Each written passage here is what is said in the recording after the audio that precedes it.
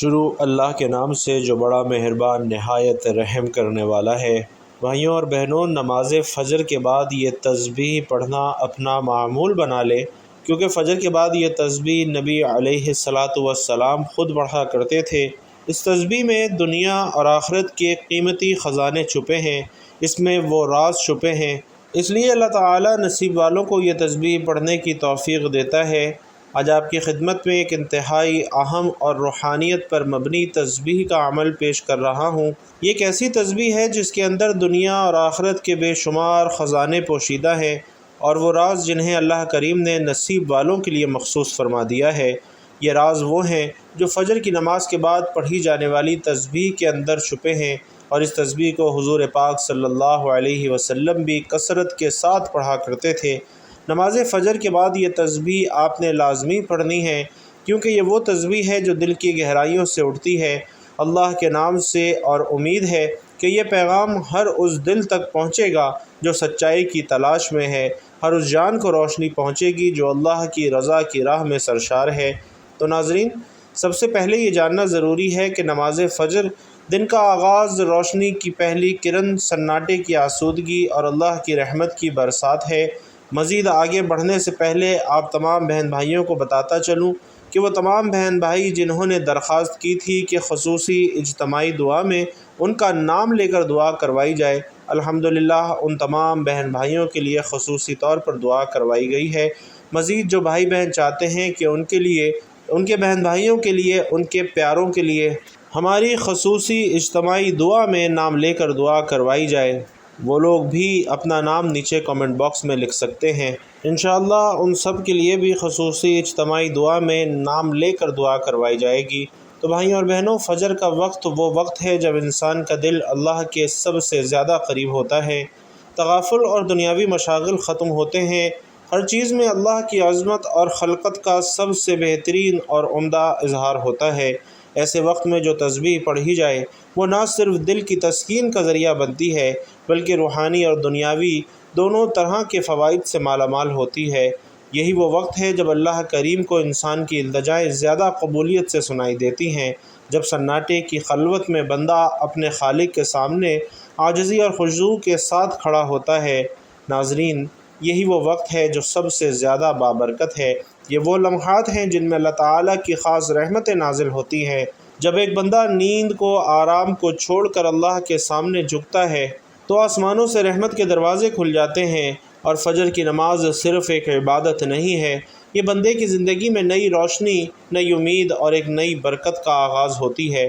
نبی کریم صلی اللہ علیہ وسلم نے فرمایا کہ تمہارے لیے صبح کے وقت میں برکت رکھی گئی ہے، جس نے دن کی شروعات اللہ کے ذکر سے کی، وہ دن اس کے لیے آسان کر دیا جاتا ہے، مشکلات اس سے دور ہو جاتی ہیں، اور اس کا رزق اللہ کے حکم سے بڑھا دیا جاتا ہے۔ تو فجر کا وقت وہ وقت ہے جب فرشتے بندوں کے لیے دعائیں کرتے ہیں، اور وہ بندے جو فجر کے وقت تسبیحات اور ذکر و اذکار کرتے ہیں، ان کے لیے اللہ تعالیٰ رزق کے دروازے کھول دیتے ہیں۔ تو جس گھر میں فجر کے وقت اللہ تعالیٰ کا ذکر اور تسبیحات ہوتی ہیں، اس گھر سے نحوستیں، پریشانیاں، فکر و فاقہ، بے برکتی، بے سکونی، بیماری، دل کا اندھیرا اور رزق کی تنگی، سب کچھ دور ہو جاتا ہے۔ بھائیوں اور بہنوں، نماز اسلام کا ستون اور بندے کا رب سے رابطہ ہے، یہ ایمان کی علامت ہے، دلوں کا سکون اور روح کی غذا ہے، اور دن میں 5 مرتبہ نماز پڑھنا اللہ تبارک و تعالیٰ کا حکم اور محبوب رسول صلی اللہ علیہ وسلم کی سنت ہے۔ نماز انسان کو برائیوں سے روکتی ہے۔ جو بندہ نماز قائم کرتا ہے وہ گویا اپنی زندگی کو اللہ کے نور سے منور کرتا ہے۔ نماز کے بغیر زندگی بے مقصد اور دل و دماغ بے چین رہتے ہیں، اور نماز کا پابند انسان اللہ کا محبوب بن جاتا ہے۔ اسی لیے رسول اکرم صلی اللہ علیہ وسلم نے فرمایا کہ نماز دین کا ستون ہے، جس نے اسے قائم کیا اس نے دین کو قائم کیا۔ بس جو بندہ دنیا اور آخرت کی کامیابی چاہتا ہے وہ نماز کو اپنی زندگی کا لازمی حصہ بنا لے۔ اسی طرح نماز فجر دن کی پہلی عبادت ہے جو کہ انسان کی روحانی، جسمانی اور دینی زندگی میں بیداری کا پیغام دیتی ہے۔ فجر کی نماز کی فضیلتیں بے شمار ہیں۔ رسول اللہ صلی اللہ علیہ وسلم فرماتے ہیں کہ جو شخص فجر اور عصر کی نماز پڑھتا ہے وہ جنت میں داخل ہوگا۔ ناظرین، فجر کی نماز مومن کے چہرے پر نور، دل میں سکون اور زندگی میں برکت کا ذریعہ ہے۔ یہ وہ وقت ہے جب فرشتے بندوں کے اعمال اللہ کی بارگاہ میں لے جاتے ہیں اور سب سے پہلا سوال نماز کے متعلق کیا جاتا ہے۔ حضرت جندب بن عبداللہ رضی اللہ تعالیٰ عنہ سے روایت ہے کہ نبی کریم صلی اللہ علیہ وسلم نے فرمایا کہ جو شخص فجر کی نماز پڑھتا ہے وہ اللہ کی حفاظت میں آ جاتا ہے۔ اور حضرت ابو ہریرہ رضی اللہ تعالیٰ عنہ سے روایت ہے کہ رسول اللہ صلی اللہ علیہ وسلم نے فرمایا کہ فجر اور عشاء کی نماز منافقین پر سب سے زیادہ بھاری ہے۔ اگر تم جانتے کہ ان میں کتنا اجر ہے تو رینگتے ہوئے بھی آتے۔ اسی طرح پیارے آقا صلی اللہ علیہ وسلم نے فرمایا کہ 2 رکعت فجر سنت دنیا اور ما فیہا سے بہتر ہے۔ حضرت عثمان رضی اللہ تعالیٰ عنہ سے روایت ہے کہ نبی محترم صلی اللہ علیہ وسلم نے فرمایا کہ جس نے عشاء کی نماز جماعت کے ساتھ پڑھی گویا اس نے آدھی رات قیام کیا، اور جس نے فجر کی نماز بھی جماعت کے ساتھ پڑھی گویا اس نے پوری رات قیام کیا۔ نبی کریم صلی اللہ علیہ وسلم فرماتے ہیں کہ جو شخص فجر کی نماز ادا کرتا ہے اس پر جہنم کی آگ حرام کر دی جاتی ہے۔ اسی طرح پیارے آقا صلی اللہ علیہ وسلم نے فرمایا کہ فجر کی نماز کے بعد جب تک سورج طلوع نہ ہو ذکر میں مشغول رہنے والے کے لیے حج اور عمرہ کا ثواب لکھا جاتا ہے۔ اسی طرح آقا علیہ الصلاۃ والسلام نے فرمایا کہ فجر کی نماز کے وقت اللہ تعالیٰ اپنے خاص فرشتوں کو زمین پر بھیجتا ہے جو ذکر کرنے والوں کے ساتھ مصافحہ کرتے ہیں۔ اور حضرت ابو موسیٰ اشعری رضی اللہ تعالیٰ عنہ سے روایت ہے کہ نبی کریم صلی اللہ علیہ وسلم نے فرمایا کہ جو شخص صبح اور شام اللہ کا ذکر کرتا ہے اللہ تعالیٰ اس کے لیے جنت میں ایک باغ لگا دیتے ہیں۔ ایک اور فرمان نبوی صلی اللہ علیہ وسلم ہے کہ فجر کے وقت رزق تقسیم ہوتا ہے، جو سویا رہتا ہے وہ اپنے نصیب سے محروم رہتا ہے۔ اسی طرح حضرت علی رضی اللہ تعالیٰ عنہ فرماتے ہیں کہ میں نے رسول اللہ صلی اللہ علیہ وسلم سے سنا کہ فجر کے بعد سستی اور غفلت انسان کو دنیا اور آخرت دونوں میں محروم کر دیتی ہے۔ تو ناظرین، فجر کی نماز انسان کو سستی، غفلت اور نفس کے دھوکے سے نکال کر اللہ کے قریب کر دیتی ہے۔ یہ وقت دعا کے قبول ہونے کا ہے اور رزق میں کشادگی کا سبب ہے۔ جو شخص فجر کی نماز کو اہمیت دیتا ہے اس کے دن کا آغاز رحمت، روشنی اور کامیابی سے ہوتا ہے۔ اور ہمارا آج کا وظیفہ بھی نماز فجر کے بعد ایک ایسی تسبیح پڑھنے کا عمل ہے کہ جس کے بارے میں حضرت محمد صلی اللہ علیہ وسلم نے فرمایا کہ جو یہ تسبیح پڑھ لیتا ہے اگر وہ غریب ہے تو امیر کر دیا جاتا ہے، اگر وہ بیمار ہے تو صحت عطا ہو جاتی ہے، اگر وہ حاجت مند ہے تو اللہ تعالیٰ اس کی ہر حاجت کو پورا کرتا ہے، کیونکہ اس تسبیح میں دنیا اور آخرت کے راز پوشیدہ ہیں، اور خوش نصیب ہیں وہ لوگ جو یہ تسبیح کا عمل کرتے ہیں۔ تو آپ نے یہ تسبیح اچھی طرح سمجھ کر پڑھنی ہے۔ اب آتے ہیں اس تسبیح کی طرف جسے رسول اللہ صلی اللہ علیہ وسلم خود فجر کے بعد پڑھتے تھے۔ یہ وہ تسبیح ہے جس میں دنیا اور آخرت کے خزانے پوشیدہ ہیں۔ یہ وہ راز ہیں جن سے اللہ تعالیٰ نصیب والوں کو خاص فضل و کرم عطا فرماتا ہے۔ ایسی تسبیح ہے جو دل کو سکون بخشتی ہے اور انسان کے ایمان کو مضبوطی عطا کرتی ہے، جس میں اللہ کی رضا اور مغفرت کا دروازہ ہے، اور ہر لفظ ایک نورانی چشمہ ہے جو بندے کو اللہ کے قریب کرتا ہے۔ یہ تسبیح نہ محض لفظوں کا مجموعہ ہے بلکہ ایک روحانی سفر ہے، ایک درجہ ہے، ایک مقام ہے، اور یہ مقام ہر اس شخص کے لیے ہے جو سچے دل سے چاہتا ہے کہ اسے اللہ کی رضا حاصل ہو، کہ دنیا کی بے حیثیتیوں اور مشکلوں سے نجات ہو، آخرت کا ٹھکانہ روشن ہو۔ حضرت جعفر رضی اللہ تعالیٰ عنہ روایت کرتے ہیں کہ رسول علیہ الصلاۃ والسلام نے فرمایا کہ بندے اور اس کے کفر کے درمیان فرق صرف نماز چھوڑنا ہے، اور نماز فجر دن کے آغاز کی پہلی نماز ہے جو پورے دن انسان کی محافظت رکھتی ہے۔ رسول اللہ صلی اللہ علیہ وسلم نے فرمایا کہ وہ شخص دوزخ میں نہیں جائے گا جو سورج نکلنے سے پہلے یعنی فجر اور سورج ڈوبنے سے پہلے یعنی عصر کی نماز پڑھے گا۔ رسول اللہ صلی اللہ علیہ وسلم کو یہ فرماتے ہوئے سنا کہ وہ شخص ہرگز آگ میں داخل نہیں ہوگا جو سورج نکلنے اور اس کے غروب ہونے سے پہلے نماز پڑھتا ہے، یعنی فجر اور عصر کی نمازیں پڑھتا ہے۔ اس پر تبصرے میں ایک آدمی نے ان سے کہا کہ آپ نے یہ روایت رسول اللہ صلی اللہ علیہ وسلم سے سنی تھی؟ انہوں نے ہاں میں جواب دیا تو اس آدمی نے کہا کہ میں بھی شہادت دیتا ہوں کہ میں نے بھی یہ روایت رسول علیہ الصلاۃ والسلام سے سنی ہے، میرے دونوں کانوں نے اسے سنا ہے اور میرے دل نے اسے یاد رکھا ہے۔ اسی طرح حضرت ابو ہریرہ رضی اللہ تعالیٰ عنہ سے روایت ہے کہ حضور نبی کریم صلی اللہ علیہ وسلم فرماتے ہیں کہ دن اور رات کے ملائکہ نماز فجر اور عصر میں جمع ہوتے ہیں۔ جب وہ جاتے ہیں تو اللہ پاک ان سے فرماتا ہے کہاں سے آئے ہو، حالانکہ وہ جانتا ہے۔ عرض کرتے ہیں کہ تیرے بندوں کے پاس تھے، جب ہم ان کے پاس گئے تو وہ نماز پڑھ رہے تھے اور انہیں نماز پڑھتا ہوا ہی چھوڑ کر تیرے پاس حاضر ہوئے ہیں۔ تو ناظرین، اللہ تعالیٰ کا ذکر کرنے سے انسان کو جہاں روحانی فوائد ملتے ہیں وہاں ساتھ دنیاوی فوائد بھی حاصل ہوتے ہیں۔ قرآن و حدیث میں واضح طور پر ذکر کیے گئے ہیں، یعنی تسبیح اللہ تعالیٰ کی ایک اہم عبادت ہے جو کہ انسان کو اللہ تبارک و تعالیٰ کے قریب لے جاتی ہے اور اس کے دل میں اطمینان اور سکون پیدا کرتی ہے۔ اللہ پاک قرآن پاک میں فرماتا ہے، سن لو، اللہ تعالیٰ کے ذکر سے دلوں کو سکون ملتا ہے۔ تو یہ تسبیح پڑھنا انسان کو سکون اور اطمینان دیتی ہے۔ جب انسان اللہ پاک کے ذکر میں مشغول ہوتا ہے تو وہ دنیاوی پریشانیوں سے دور ہو کر اللہ پاک کی طرف متوجہ ہو جاتا ہے، جس سے انسان کے دل میں سکون آتا ہے۔ جو لوگ اللہ پاک کا ذکر کرتے ہیں یعنی تسبیح کو پڑھتے ہیں تو اللہ پاک ان کے گناہوں کو معاف فرما دیتا ہے۔ اللہ پاک فرماتا ہے، میرے بندوں میرا ذکر کرو، میں تیرا ذکر کروں گا، اور تسبیح پڑھنے سے اللہ تعالیٰ سے مانگی گئی دعائیں قبول ہوتی ہیں۔ حضرت ابو ہریرہ رضی اللہ تعالیٰ عنہ روایت کرتے ہیں کہ جو شخص اللہ کا ذکر کرتا ہے یعنی تسبیح پڑھتا ہے تو اللہ اس کی دعائیں قبول کرتا ہے اور اسے مشکلات سے نجات دیتا ہے۔ اللہ پاک کے ذکر سے انسان کی دعائیں قبول ہوتی ہیں اور وہ اپنی مشکلات سے نکلنے میں کامیاب ہو جاتا ہے۔ تسبیح پڑھنے سے انسان کی زندگی میں برکت آتی ہے۔ جو شخص صبح اور شام اللہ کا ذکر کرتا ہے اس کی روزی میں برکت ہوتی ہے۔ تو ناظرین، یہ تسبیح انسان کی روزمرہ زندگی میں برکت، کامیابی اور سکون لے کر آتی ہے۔ یہ عمل دنیا اور آخرت میں بھی کامیابی کا سبب بنتا ہے اور اللہ پاک کی مدد اور حفاظت ملتی ہے۔ حضرت علی رضی اللہ تعالیٰ عنہ سے مروی ہے کہ جو شخص اللہ رب العزت کی تسبیح کرتا ہے اللہ پاک اس کی ہر پریشانی سے مدد کرتے ہیں۔ اللہ کا ذکر انسان کو شیطانی شر سے محفوظ رکھتا ہے اور اللہ پاک کی مدد کی ضمانت بھی فراہم کرتا ہے۔ اگر آپ چاہتے ہیں کہ اللہ پاک آپ کو دونوں جہانوں میں عزت اور کامرانی عطا فرمائے، کبھی کسی کے محتاج نہ ہو، کبھی کسی کے سامنے ذلت اور رسوائی کا سامنا نہ کرنا پڑے، دشمنوں سے، حاسدین سے ہمیشہ محفوظ رہیں، تو آپ یہ تسبیح پڑھیں جسے نبی پاک صلی اللہ علیہ وسلم بھی پڑھتے تھے کہ جس کے پڑھنے سے دنیا اور آخرت کے خزانے مل جاتے ہیں، اور اس تسبیح سے انشاءاللہ تعالی دونوں جہانوں میں عزت اور کامرانی آپ کا مقدر بن جائے گی۔ انشاءاللہ کامیابی آپ کے قدم چومے گی۔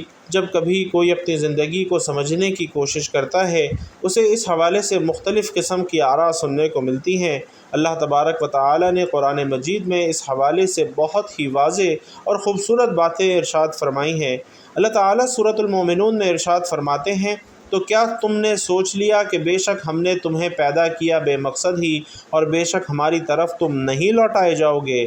پس بہت بلند ہے اللہ جو حقیقی بادشاہ ہے، نہیں ہے کوئی معبود مگر وہ حقیقی رب ہے عزت والے عرش کا، اور جو پکاریں اللہ کے ساتھ کسی دوسرے معبود کو، نہیں کوئی دلیل ان کے پاس اس کی، تو بے شک اس کا حصہ اس کے رب کے پاس ہے۔ بلا شبہ یہ حقیقت ہے کہ کافر لوگ کبھی فلاح نہیں پائیں گے۔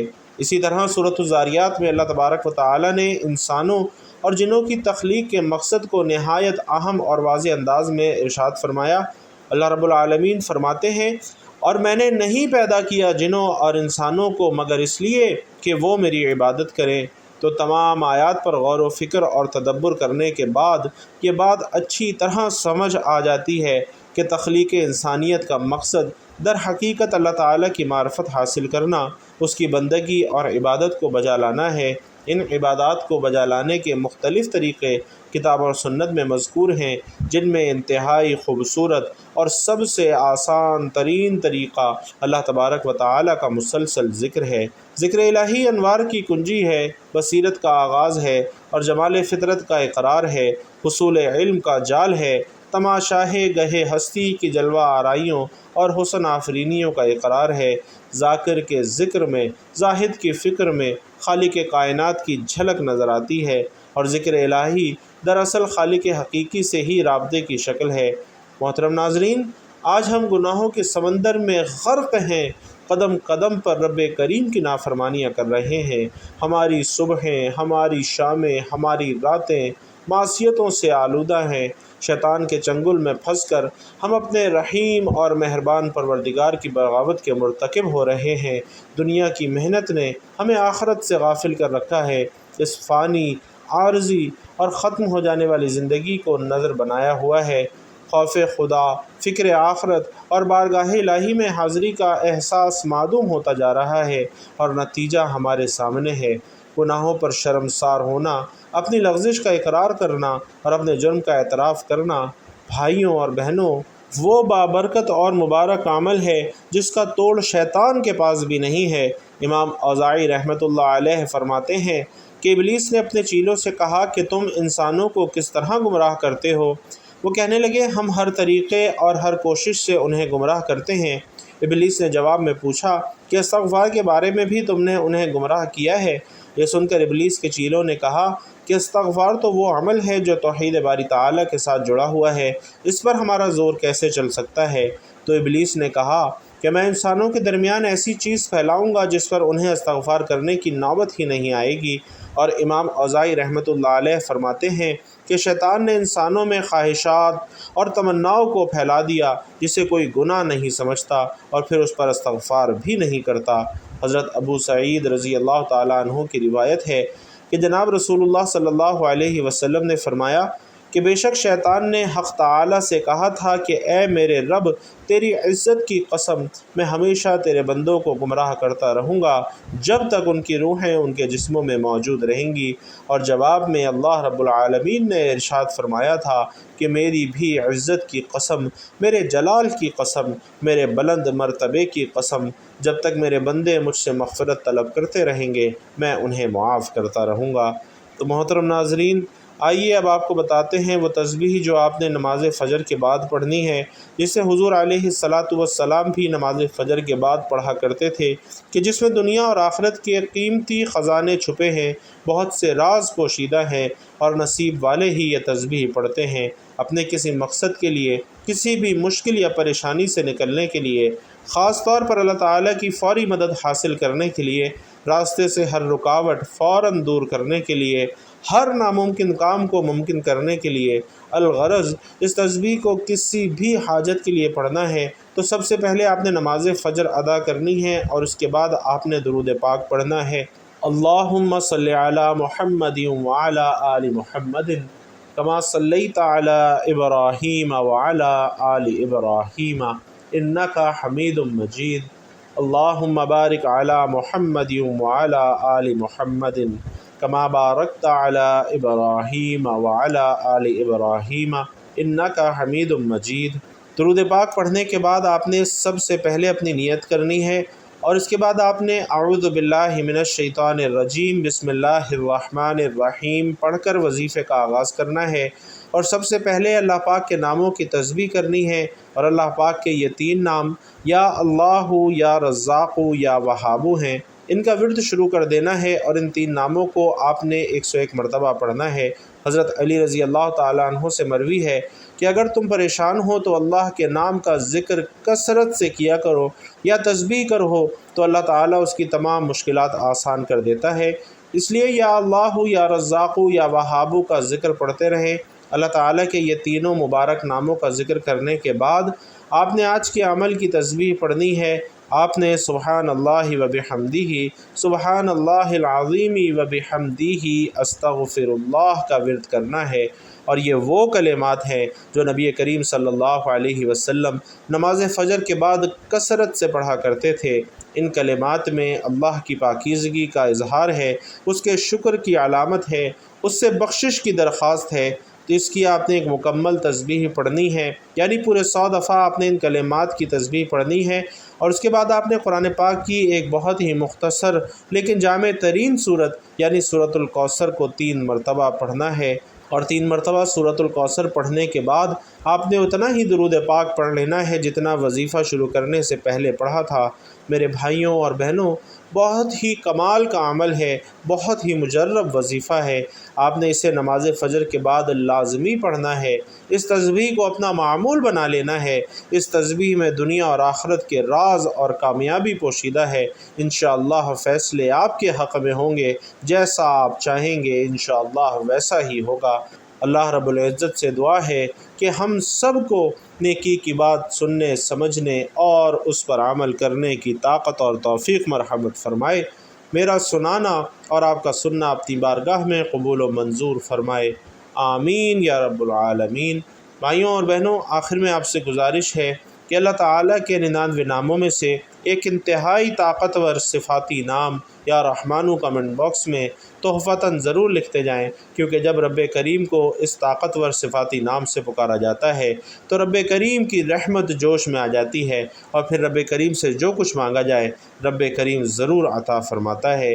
یا رحمانو ضرور لکھتے جائیے گا۔ اللہ تبارک و تعالی آپ سب کا حامی و ناصر ہو، آمین یا رب العالمین۔